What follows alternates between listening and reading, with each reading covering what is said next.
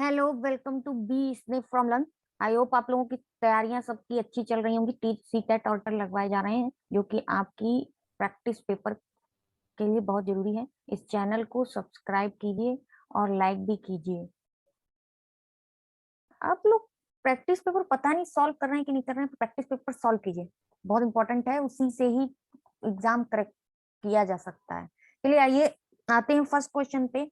एक समावेशी कक्षा में किसी शिक्षिका की सबसे महत्वपूर्ण भूमिका क्या होती है?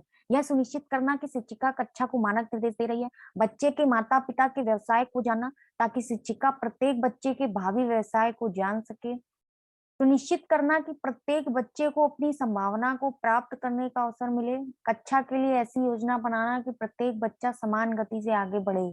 एक समावेशी कक्षा में शिक्षिका की महत्वपूर्ण भूमिका क्या होगी?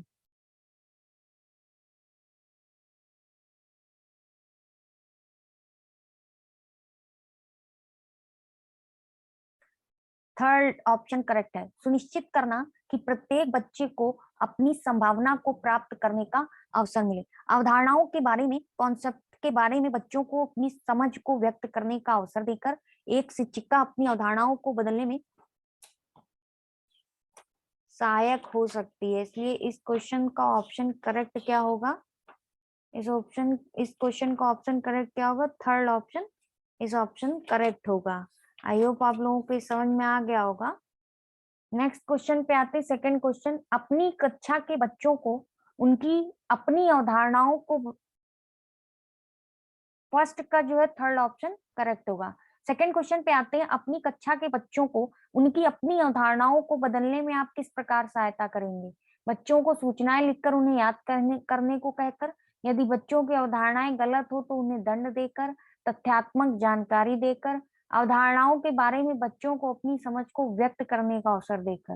रोट लर्निंग तो बिल्कुल नहीं होगा, दंड भी नहीं होगा, तथ्यात्मक जानकारी से भी नहीं होगा। फोर्थ ऑप्शन इज करेक्ट, अवधारणाओं के बारे में बच्चों को अपनी समझ को व्यक्त करने का अवसर देकर। क्वेश्चन नंबर थर्ड, जब बच्चे एक विशेष संख्या में पुस्तकें पढ़ते हैं तो उन्हें एक प्रमाण पत्र दिया जाता है। यह रणनीति शायद अधिक समय तक काम न करे क्योंकि यह संभवतः बच्चों को केवल प्रमाण पत्र प्राप्त करने के लिए पुस्तकों को पढ़ने की तरफ ले जा सकती है। फर्स्ट सेकेंड ऑप्शन, पुस्तकालय में बहुत अधिक पुस्तकों को खरीदने की आवश्यकता होगी। थर्ड, जब अधिक संख्या में बच्चे पढ़ना शुरू कर देंगे तो बड़ी मात्रा में प्रमाण पत्र देने होंगे। फोर्थ, पुस्तकों को पढ़ना बच्चों को उनके गृह कार्य को पूरा करने में बाधा डालेगा।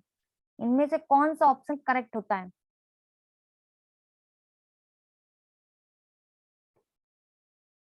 यह संभवतः बच्चों को प्रमाण पत्र प्राप्त करने के लिए पुस्तकों को पढ़ने की तरफ ले जा सकती है।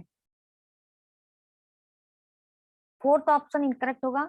जब अधिक संख्या में बच्चे पढ़ना शुरू कर देंगे तो बड़ी मात्रा में प्रमाण पत्र देने होंगे, ये भी गलत है।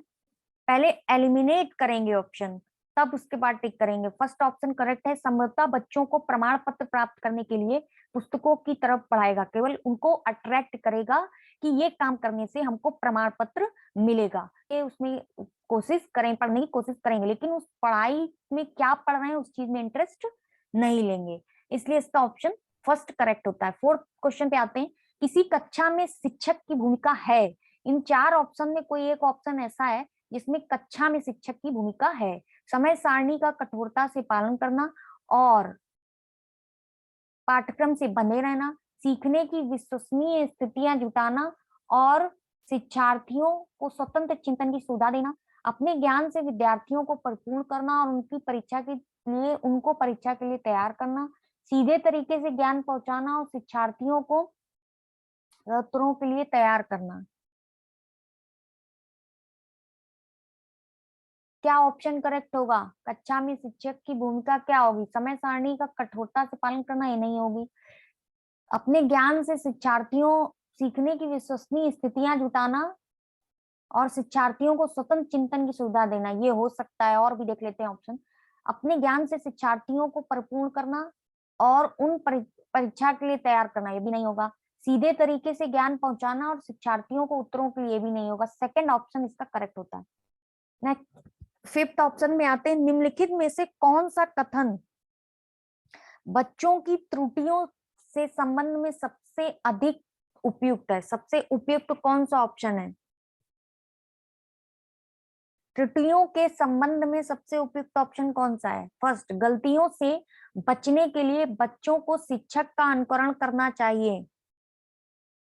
सेकंड ऑप्शन, बच्चों की गलतियों को गंभीरता से लिया जाना चाहिए और उन्हें कठोर दंड दिया जाना चाहिए।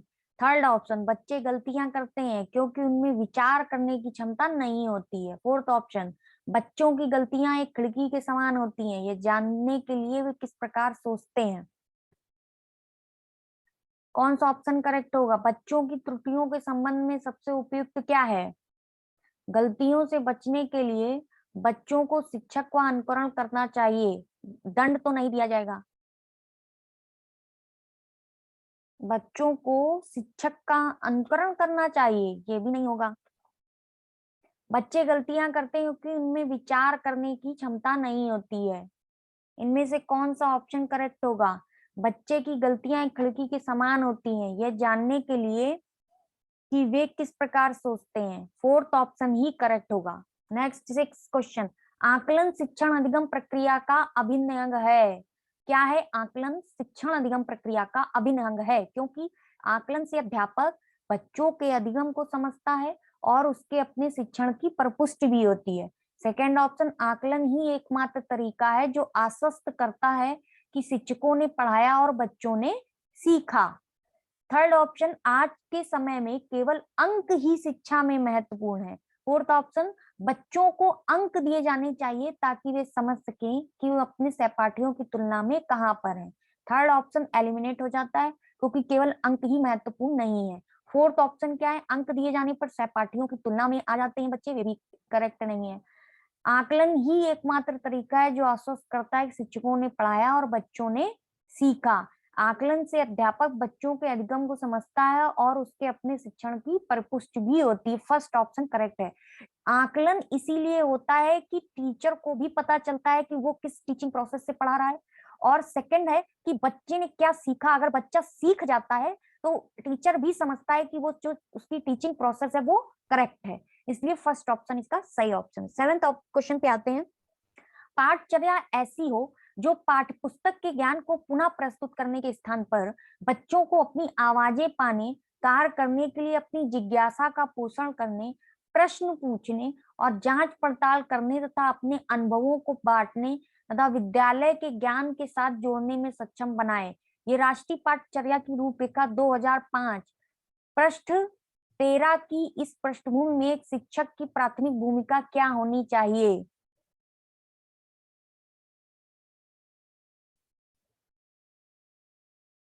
बच्चों को उनकी अपनी समझ और अपने ज्ञान को साझा करने के पर्याप्त अवसर देना, बच्चों के अनुभवों को निरस्त कर पाठ्य पुस्तकों पर ध्यान केंद्रित करना, पाठ्य पुस्तक के अध्यायों को क्रमवार पूरा करना, यह सुनिश्चित करना कि शिक्षिका अच्छे प्रश्न पूछे और शिक्षार्थी अपनी उत्तर पुस्तिका में उत्तर लिखें।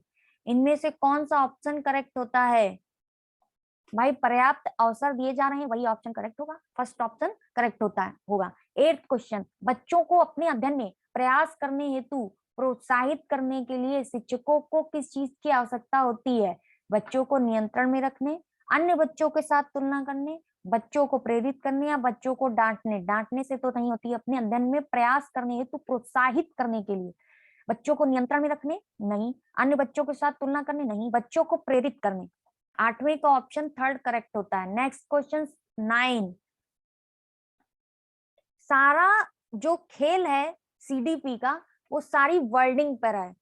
अगर आप वर्डिंग समझ जाएंगे ना कि क्या वर्डिंग लिखी गई है, क्या सेंटेंस में बोला जा रहा है, पेशेंसली पढ़ेंगे ना, आप ऑप्शन एलिमिनेट करके करेक्ट ऑप्शन चूज कर पाएंगे। इसलिए पेशेंसली ऑप्शन रीड कीजिएगा और एलिमिनेट करके ऑप्शन करेक्ट कीजिएगा।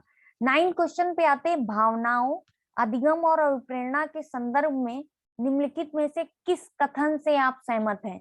सीखने के लिए भावनाओं को अलग रख देना चाहिए। प्रेरणा और सीखने के साथ भावनाएं घनिष्ठ रूप से जुड़ी हैं।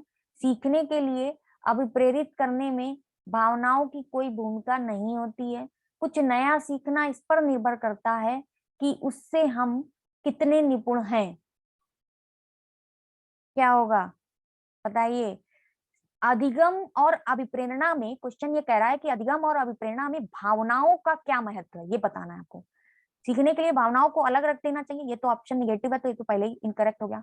प्रेरणा और सीखने के साथ भावनाएं घनिष्ठ रूप से जुड़ी हैं, ये कुछ जो है सॉलिड लग रहा है। नेक्स्ट देखते हैं, सीखने के लिए अब प्रेरित करने में भावनाओं की कोई भूमिका नहीं होती, ये भी निगेटिव है।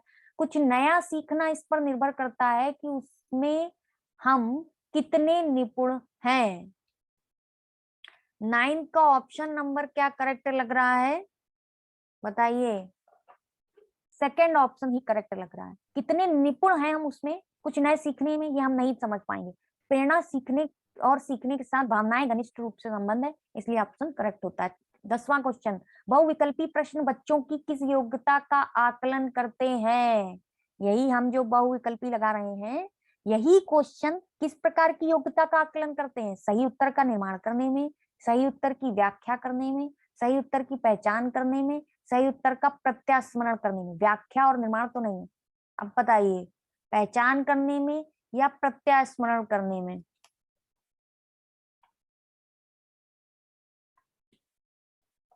सही उत्तर की पहचान करने में। हम लोग 4 ऑप्शन देखकर किस पे टिक करते हैं, सही उत्तर उसी पे तो टिक करते हैं ना। वही पहचान करने में बहुविकल्पी प्रश्न हेल्प करते हैं, इसलिए 10वें का थर्ड ऑप्शन करेक्ट होता है। सामाजिकरण की प्रक्रिया में शामिल नहीं है। पहली बात तो ये बताइए कि सामाजिकरण क्या होता है। फर्स्ट ये बताइए, सामाजिकरण होता है समाज के चलना, समाज में समायोजित होकर चलना, या कुछ भी कह दीजिए, रूप से चलना समाजीकरण कहलाता है। समायोजित करने के लिए कुछ चीजें ऐसी हैं समाज में जो चल रही हैं, उनमें समायोजन करना पड़ता है, एडजस्टमेंट करना पड़ता है, तब आप सामाजिकरण कहे जाते हैं। सामाजिकरण की प्रक्रिया में शामिल नहीं है मूल्यों और विश्वासों का अर्जन, आनुवांशिक संचरण, एक संस्कृत की रीतियों और मानदंडों को सीखना, कौशलों का अर्जन। क्या प्रक्रिया शामिल नहीं है।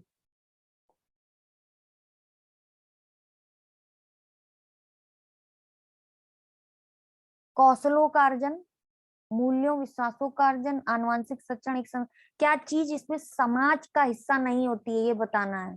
आनुवंशिक संचरण समाज से नहीं आती, वो तो मान लीजिए बायोलॉजिकल चीज है ना, this is not a social thing, this is a biological thing. तो ये समाज की प्रक्रिया में शामिल कैसे होगी, ये तो नहीं होगी ना शामिल। आई होप ये बात समझ में आ गई होगी। चलिए नेक्स्ट क्वेश्चन पे पढ़ते हैं। 12 क्वेश्चन पे आते हैं। 12 क्वेश्चन हमारा क्या कह रहा है, मानसिक संरचनाएं जो चिंतन के निर्माण प्रखंड है, इसके लिए प्याजे ने किस पद का प्रयोग किया है। बताना है आपको कि मानसिक जो संरचनाएं हैं जो चिंतन के निर्माण प्रखंड है, इसके लिए प्याजे ने किस शब्द या पद का प्रयोग किया है। जीन, स्कीमा, परिपक्व प्रखंड, विकास के क्षेत्र। चिंतन के निर्माण प्रखंड है, construct your on thought. Gene, schema, परिपक्व खंडन, विकास के क्षेत्र। 12वें का ऑप्शन थर्ड सही होता है। हम लोग एक स्कीमा बना लेते हैं ना, बच्चे क्या होते हैं, एक स्कीमा बना लेते हैं। जैसे मान लीजिए एक स्कीमा उन्होंने बना लिया, काऊ देखी, एक गाय देखी, उसका एक स्कीमा बना लिया और अपने माइंड में रख लिया। 3 पहलू बताए गए ना, एक स्कीमा मतलब एक नॉलेज उसने खुद कंस्ट्रक्ट कर लिया, बच्चे ने एक नॉलेज खुद कंस्ट्रक्ट कर लिया, नॉलेज कंस्ट्रक्ट कर लिया, ठीक है। फिर एक स्कीमा बना, फिर हमारा सेकंड आता है अनुकूलन, अनुकूलन, और फिर आता है आत्मसातकरण। क्या आता है, आत्मसातकरण, असेसिमिलेशन एंड एडेप्टेशन, राइट, ठीक है। एक आता है इक्विलिब्रेशन, इक्विलिब्रेशन, ठीक है, ये भी होता है। इन दोनों में जब आत्म अनुकूलन और आत्मसातकरण में बैलेंस प्रॉपर अच्छे से हो जाता है तो वो इक्विलिब्रेशन होता है, और बैलेंस प्रॉपर नहीं होता तो वो डिसइक्विलिब्रेशन होता है। बैलेंस प्रॉपर नहीं हो पाता तो वो डिसइक्विलिब्रेशन हो जाता है। ये बहुत जरूरी कॉन्सेप्ट नहीं, मोस्टली क्वेश्चन या तो स्कीमा या अनुकूलन या आत्मसातकरण से आ जाते हैं, एसेसिमिलेशन, एडेप्टेशन, ठीक है ना। बच्चे ने क्या किया, ये आत्मसातकरण कर लिया, तो जो फिर जो है उसने एक डॉग देखा, जब डॉग देखा तो उसके माइंड में ये गाय वाला कॉन्सेप्ट फीड है, वो उसको ही गाय बुलाएगा। फिर नहीं, फिर उसको बताया गया कि ये गाय नहीं है, ये क्या है, उसने फीड कर रखा है कि 4 पैर जिसके होते हैं वो गाय होती है। पर उसको बताया गया कि जो साइज में छोटा होता है और उसके जो कुत्ते की बनावट होती है वो क्या होता है, डॉग होता है, वो क्या होता है, वो डॉग होता है। अब ये आत्मसात्करण है कि नई चीज उसको एक जोड़ दी गई, अब उसका जो पहले वाले नॉलेज था उसमें नई चीज जोड़ी गई, वो आत्मसात्करण कर रहा है। अगर उसने ये समझ के अपनी थॉट प्रोसेस, अपनी जो बनी हुई सीमा थी उसको चेंज कर लिया, पूर्व ज्ञान को मॉडिफाई कर लिया नए ज्ञान में, वो पूरा प्रोसेस हो गया, वो अडेप्टेशन हो गया, यानी अनुकूलन हो गया। आई होप आपको समझ में आ गया होगा। बहुत माइनर सा फर्क है आत्मसात्करण और उसमें अडेप्टेशन में। अडेप्टेशन असेसिमिलेशन में क्या होता है, नया नॉलेज जो है मॉडिफाई करने के लिए कहा जाता है, और पूरा जिसमें मॉडिफाई हो जाता है वो हमारा कहा जाता है अनुकूलन। आई होप समझ में आ गया होगा। अगर अडेप्टेशन और असेसिमिलेशन में प्रॉपर बैलेंस हो जाता है तो वो इक्विलिब्रेशन, अगर नहीं होता है तो वो डिसइक्विलिब्रेशन हो जाता है। इसका ऑप्शन इसका करेक्ट होता है। 13 क्वेश्चन में वाइगोत्स्की के अनुसार बच्चे स्वयं से क्यों बोलते हैं? बच्चे अपने प्रति वयस्कों का ध्यान आकर्षित करने के लिए बोलते हैं, बच्चे स्वभाव से बहुत बातूनी होते हैं, बच्चे अहम केंद्रित होते हैं, बच्चे अपने कार्य को दिशा देने के लिए बोलते हैं। किस लिए बोलते हैं? बच्चे बहुत बातूनी होते हैं? नहीं, बच्चे स्वयं से क्यों बोलते हैं ये पूछ रहा है क्वेश्चन। बच्चे अपने आप से बात क्यों करते हैं? क्योंकि बच्चे अपने कार्य को दिशा देने के लिए बोलते हैं। अपने आप से बात किसके, जो काम कर रहे होते हैं, जो भी गेम प्लान कर रहे होते हैं, अपने आप से बात करने के लिए उसको दिशा देते हैं कि आगे का प्लान कैसे एग्जीक्यूट करना है। तो fourth option is correct. Next 14 question, अधिगम असक्तता वाले बच्चों को एक समान दिखाई देने वाले अक्षरों और वर्णों में भ्रम होता है। अधिगम असक्तता वाले बच्चे दृश्य शब्द को आसानी से पहचान और समझ सकते हैं। बच्चों का मानसिक विकास मंद होता है। बच्चे निम्न बुद्धि उपलब्धि वाले होते हैं। 14 का कौन सा ऑप्शन करेक्ट होगा?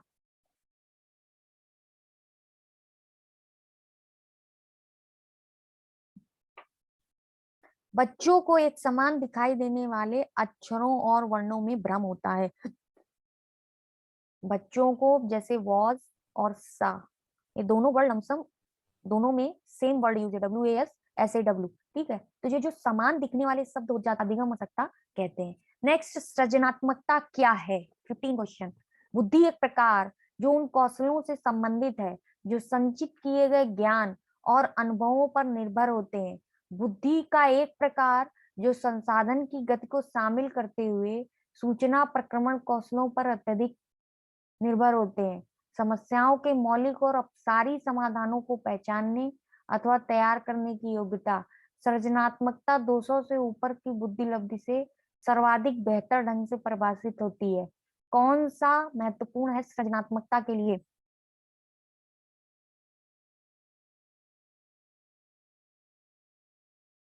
15 का कौन सा ऑप्शन करेक्ट होता है?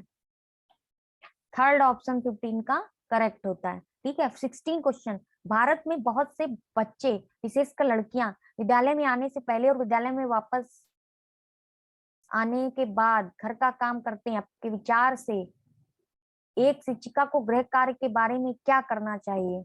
बहुत से बच्चे, विशेषकर लड़कियां, विद्यालय में आने से पहले और विद्यालय से वापस जाने के बाद घर का काम करती हैं। शिक्षिका को ऐसा गृह कार्य देना चाहिए जो विद्यालय कराए गए अधिगम को बच्चे को घरेलू जीवन से जोड़ता है। सेकंड ऑप्शन, शिक्षिका को सुनिश्चित करना चाहिए कि बच्चे अपना घर कार्य पूरा करने के लिए सुबह जल्दी उठें। बच्चों के माता पिता से उनके गृह कार्य को पूरा करने की ट्यूशन लगवाने के लिए कहना।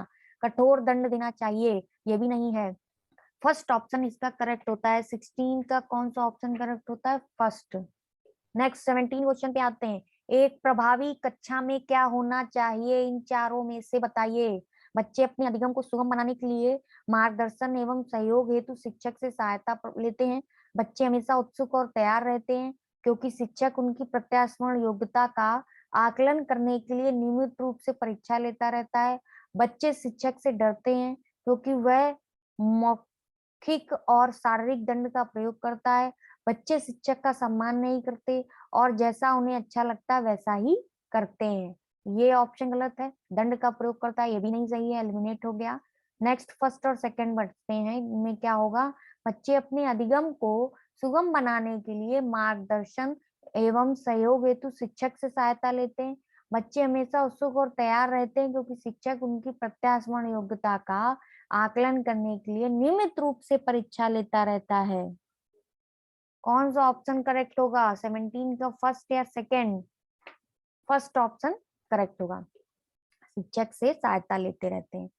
18 क्वेश्चन, ज्ञान के एक बड़े असंबद्ध भाग को प्रस्तुत करना, इरिलीवेंट पार्ट को प्रस्तुत करना। फर्स्ट, अपने तरीके से जानकारी को व्यवस्थित करने में शिक्षार्थियों की सहायता करेगा।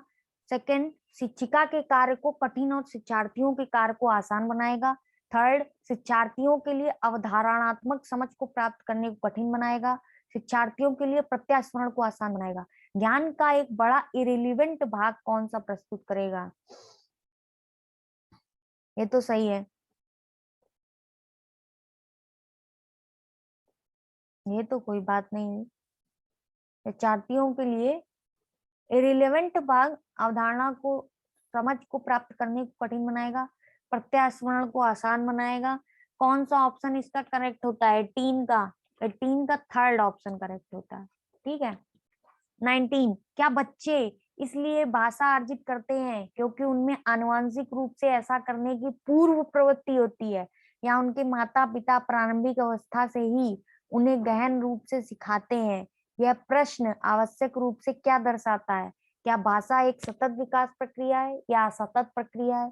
भाषा के विकास पर संज्ञान का प्रभाव, प्रकृति और पोषण पर बहस, बहुकारक योग्यता के रूप में विकास पर चर्चा। क्या होगी आंसर? क्या होगा?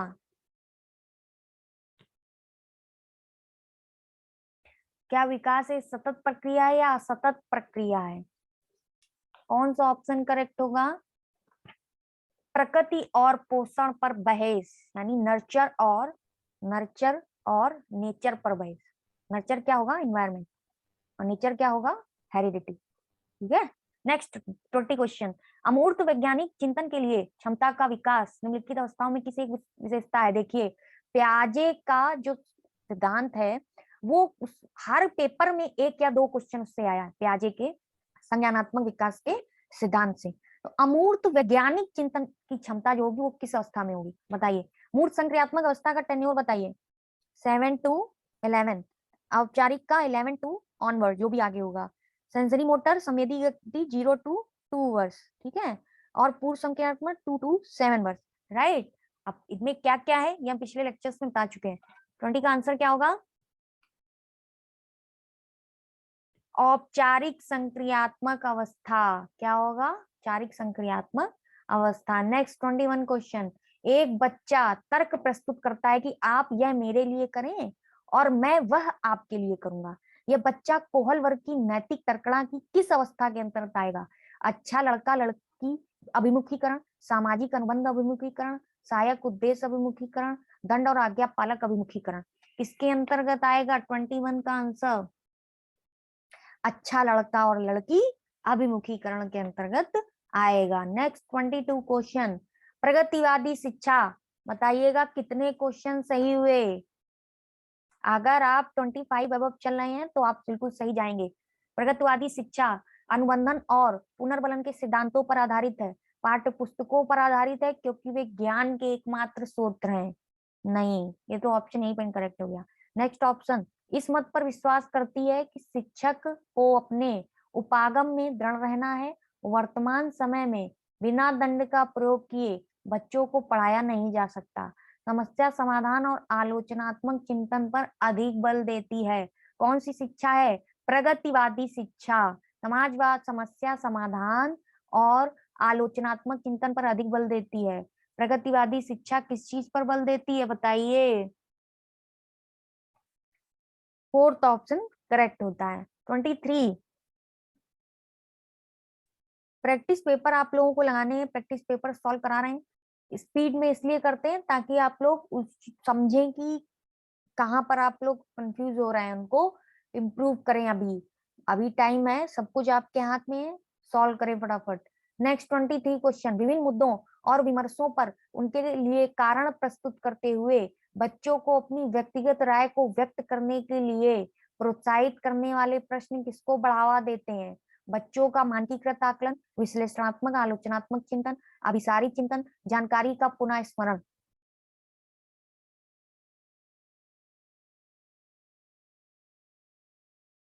किस चीज पे बढ़ावा देते हैं बताइए।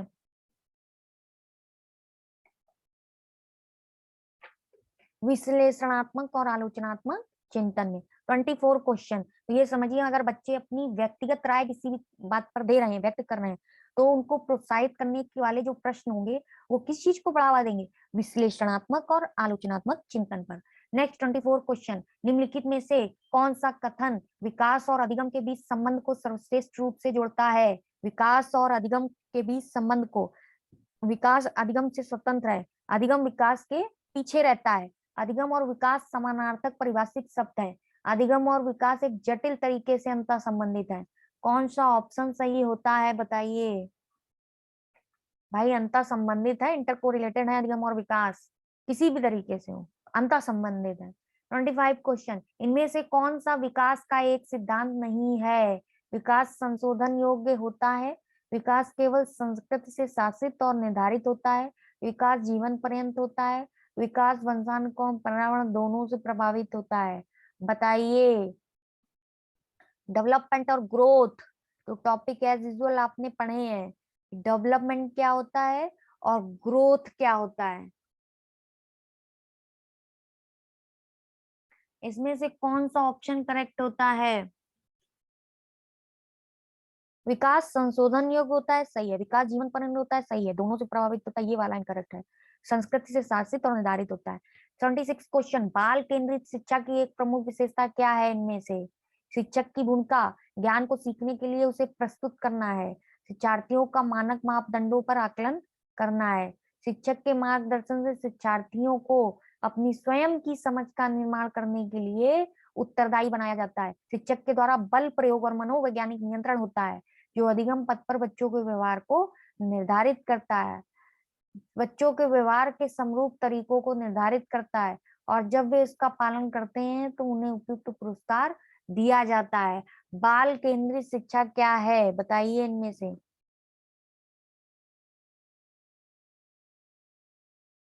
सेकेंड ऑप्शन करेक्ट होता है। 27 क्वेश्चन, बुद्धि के बारे में निम्नलिखित में से कौन सा कथन सर्वाधिक उपयुक्त है। बुद्धि को केवल मानकीकृत बुद्धि उपलब्धि परीक्षणों के आयोजन के द्वारा विश्वसनीय रूप से निर्धारित किया जा सकता है। बुद्धि मूलभूत रूप से स्नायु तंत्र संबंधी कार्य प्रणाली है।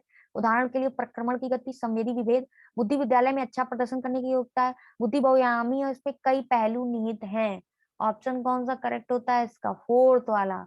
28 क्वेश्चन, लिंगर पक्षपात जेंडर की किस ओर संकेत करता है। आनुवांशिक विभिन्नताएं जो लड़कों और लड़कियों में मौजूद है, स्त्रियोचित पुरुषोचित विशेषताओं में सापेक्षिक रूप से स्वयं का बोध, अपने शरीर विज्ञान के कारण लड़कों और लड़कियों के बीच विभिन्नताओं की स्वीकृति, सांस्कृतिक अभिवृत्तियों के कारण अपेक्षाओं पर आधारित लड़के और लड़कियों से भिन्न व्यवहार करना। जेंडर पक्षपात किस ओर संकेत करता है इनमें से। भाई सांस्कृतिक अभिव्यक्तियों के कारण अगर लड़के और लड़कियों में भिन्न व्यवहार किया जा रहा है तो यही जेंडर बायस्ड है। 29 क्वेश्चन, एक उच्च प्राथमिक विद्यालय के शिक्षक के रूप में आपके पास कक्षा में कुछ ऐसे बच्चे हैं जो प्रथम पीढ़ी के रूप में विद्यालय आ रहे हैं, आपके द्वारा निम्नलिखित में से किसे किए जाने की संभावना सर्वाधिक है। कक्षा गतिविधि के समय और गृह कार्य के लिए उन्हें बुनियादी सहयोग और अन्य सहायता उपलब्ध कराएंगे। नेक्स्ट क्वेश्चन, उन्हें याद करने के लिए और उत्तर को 5 बार अपनी उत्तर पुस्तिका में लिखने के लिए गृह कार्य देंगे। बच्चों से कहेंगे कि उनमें आगे पढ़ने की क्षमता नहीं है और अब उन्हें अपने माता पिता के काम में सहायता करनी चाहिए। इनमें से कौन सा ऑप्शन करेक्ट होता है बताइए।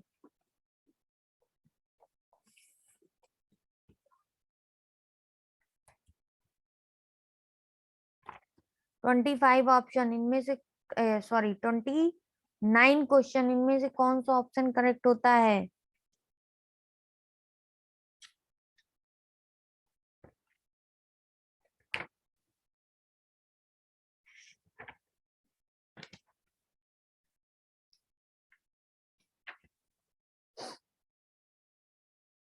29 क्वेश्चन का कौन सा ऑप्शन करेक्ट होता है।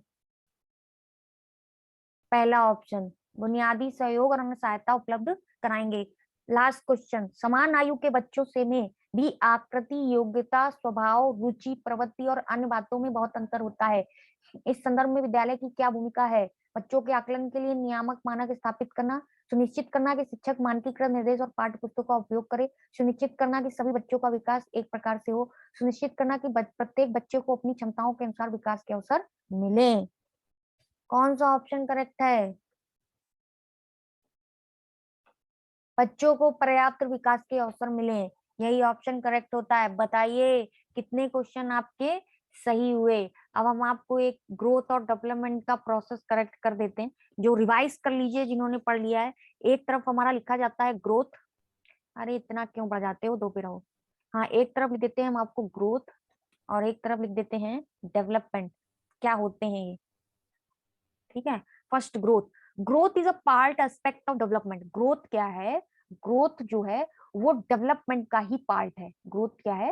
ये बहुत माइनर है, इसको समझिए। ग्रोथ जो है डेवलपमेंट का ही एक पार्ट है। ठीक है, डेवलपमेंट का ही पार्ट है। से फिजिकल तरीके से हम इसको ले रहे हैं, तो ग्रोथ जो है वो डेवलपमेंट का पार्ट है। नेक्स्ट क्या है? Not continuous. Most important, growth जो होती है वो एक लिमिट तक, एक एज तक होती है, वो कंटिन्यूअस नहीं होती है। ग्रोथ जो होती है कंटिन्यूअस नहीं होती है, ग्रोथ कंटिन्यूअस नहीं होती है। ठीक है, क्या कर सकते हैं? मेजर कर सकते हैं। नेक्स्ट है थर्ड क्वेश्चन। थर्ड, इसी में थर्ड पॉइंट है कि changes in particular aspects of body, cellular, structural, body तक ही रिलेटेड है। यानी कि बॉडी में ग्रोथ में क्या आता है कि आपके जो बॉडी है उसके स्ट्रक्चर में क्या चेंज हुआ। बॉडी स्ट्रक्चर कह सकते हैं हम। क्या कह सकते हैं? कि आपकी बॉडी स्ट्रक्चर क्या चेंज हुई। सबसे पहले यही समझिएगा कि ग्रोथ में क्या आता है और डेवलपमेंट में क्या आता है। बस ये समझिए कि ग्रोथ जो है वो डेवलपमेंट का ही एक पार्ट है। आई होप आपको समझ में आ रहा होगा। जो बॉडी स्ट्रक्चर होता है ना, वो हमारी जो बॉडी स्ट्रक्चर है, बॉडी सेलुलर है, मतलब बॉडी सेल जो होती है उससे बना होता है, बॉडी सेलुलर है, ये सब ग्रोथ में आती है। नेक्स्ट आता है fourth option, quantitative changes integrated होते हैं, only physical. Quantitative quantitative changes हम क्वांटिटेटिव चेंजेस हम लोग देख सकते हैं। ये किसमें क्या आता है? Quantitative changes. किससे रिलेटेड? फिजिकल एस्पेक्ट से रिलेटेड। जो भी बॉडी में चेंजेस होते हैं क्वांटिटेटिव होते हैं, यानी हम लोग मेजरमेंट कर सकते हैं। नेक्स्ट अब डेवलपमेंट में आते हैं। डेवलपमेंट क्या होता है? डेवलपमेंट क्या होता है? डेवलपमेंट टोटली फिजिकली पर बेस्ड होती है, इसलिए वो कंटिन्यूअस नहीं होती। मेजर कर सकते हैं स्ट्रक्चर, बॉडी एक्टिव अप्रोच पे होती है। डेवलपमेंट क्या होता है? डेवलपमेंट क्या होता है? डेवलपमेंट जो होता है वो फिजिकल भी होता है, फिजिकल भी होता है। अब क्योंकि ग्रोथ इसी में इंक्लूड है ना, इसलिए फिजिकल भी है, सोशल भी है। अब ग्रोथ में सारे तरीके की डेवलपमेंट है, इमोशनल भी है, मोरल भी है, ये सब डेवलपमेंट होता है। ये सारी चीजों के डेवलपमेंट में आते हैं। फिजिकल सोचता वो डेवलपमेंट में आते हैं, केवल फिजिकल एस्पेक्ट नहीं आता है। नेक्स्ट सेकंड है कंटिन्यूअस होता है। ये क्या होता है? ग्रोथ कंटिन्यूअस होती है, कंटिन्यूअस होती है। ठीक है, और होल बॉडी एंड बिहेवियर दोनों होते हैं इसमें, केवल बॉडी नहीं होती है इसमें, body and behaviour both are included.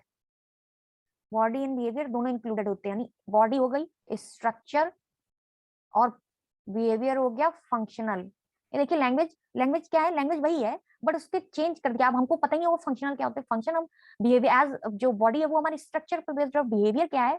Function मतलब फंक्शनल। आई होप क्लियर हो गया होगा। Next fourth option, quantitative as well as qualitative दोनों है। क्वांटिटेटिव भी होता है, क्वांटिटेटिव भी है और क्वालिटेटिव भी है, दोनों है। क्वालिटेटिव भी है, राइट। और ये जो है ना बिना ग्रोथ के पॉसिबल है, यानी पॉसिबल विदाउट ग्रोथ। डेवलपमेंट बिना ग्रोथ के पॉसिबल होती है, विदाउट, बिना ग्रोथ के पॉसिबल है। लेकिन ये जो ग्रोथ है ना, ये ग्रोथ बिना डेवलपमेंट के पॉसिबल नहीं है, बिना डेवलपमेंट के पॉसिबल नहीं है, क्योंकि डेवलपमेंट का पार्ट है ग्रोथ। आई होप ये पांचों पॉइंट्स क्लियर हो गए होंगे। अगर ये क्लियर हो गए होंगे तो आपको ग्रोथ और डेवलपमेंट में अब प्रॉब्लम नहीं होगी। ओवरऑल जो डेवलपमेंट होता है सोशल, इमोशनल और फिजिकल, वो डेवलपमेंट में आता है। और ग्रोथ में केवल फिजिकल चीजें आती हैं, उसको मेजर किया जा सकता है, कंटिन्यूअस नहीं होता है ग्रोथ। लेकिन डेवलपमेंट कंटिन्यू होता है, स्ट्रक्चरल और फंक्शनल पे बेस्ड होता है, क्वालिटेटिव क्वांटिटेटिव होता है। तो इस तरीके से क्या है, ये हमारा डेवलपमेंटल ग्रोथ हो गया।